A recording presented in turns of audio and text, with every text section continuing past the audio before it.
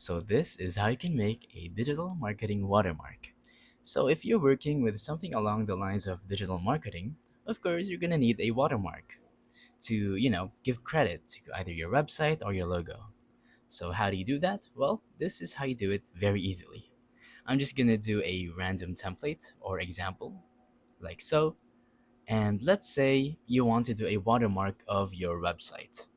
What you're gonna want to do is, of course, put in a text, which is here at the bottom. And I'm just gonna put a random text, like for example, our website is hello.com. I'm gonna put it over here, hello.com. So, how do we make this tiny bit of watermark more aesthetic or less focused on? We don't want it to be the main focus, but we want it to be just there. What you're gonna want to do is either put it at the corners, like so, and make it small. So here's just a small example, is scroll down here until we find transparency. And we're gonna want to make it like, let's say 30%. There you go.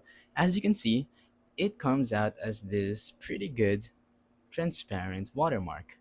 Now, if you want to do the same with, let's say, a logo, you can do that.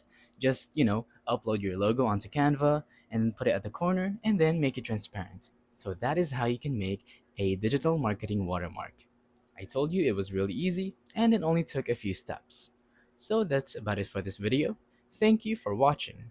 Don't forget to leave a like, subscribe, and let us know in the comments down below if the tutorial works or if you have any questions. Thank you and goodbye.